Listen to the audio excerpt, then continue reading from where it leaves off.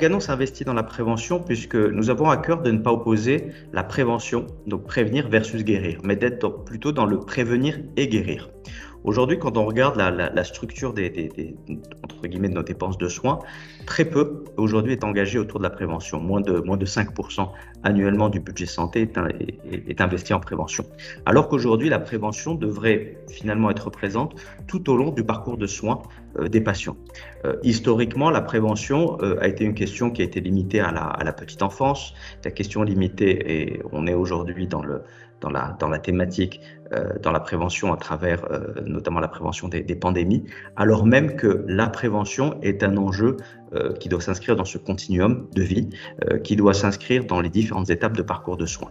Et c'est dans ce cadre-là qu'Organon souhaite jouer un rôle, là aussi en tant que promoteur de prévention pour les femmes, puisque nous avons un positionnement santé des femmes, mais également sur les autres aires thérapeutiques sur lesquelles nous sommes aujourd'hui présents.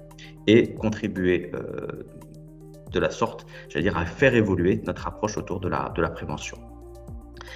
Un dernier point autour de la prévention, ça suppose non pas seulement des moyens, puisque je parlais de moyens financiers, mais également un accompagnement des professionnels de santé en termes de formation, et un certain nombre d'efforts ont été faits depuis ces quelques années, mais également un accompagnement des patients. Et nous avons sur ces trois thématiques-là un rôle à jouer en tant qu'entreprise de santé et entreprise du médicament.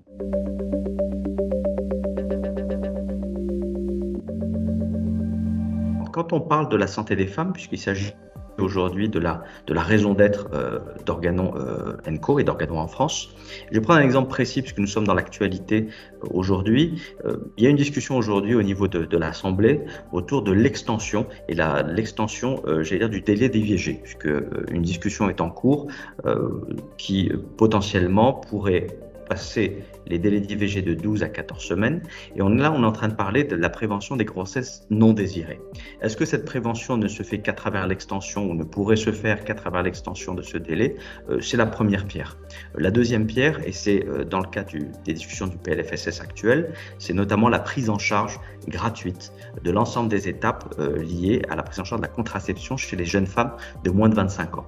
Puisque nous sommes aujourd'hui dans un pays dans lequel l'IVG est un droit important, un droit qu'il faut conserver, mais un droit qui a aussi des conséquences, puisque 230 000 IVG par an en France, qui peuvent être et qui sont traumatisants, qui peuvent être compliqués à gérer. Et donc là aussi, la prévention des grossesses non désirées est un acte sur lequel nous souhaitons être partie prenante, que ça soit dans l'éducation des jeunes femmes, notamment celles de moins de 25 ans, mais également l'accompagnement des professionnels de santé, puisque dans le cadre du PLFSS, la prise en charge de l'ensemble des étapes liées à la prévention des grossesses non désirées sera faite quasiment à 100%, et on peut que s'en féliciter. Et là aussi, c'est d'être plutôt dans la prévention versus, j'allais dire, agir au moment où les choses sont beaucoup plus compliquées.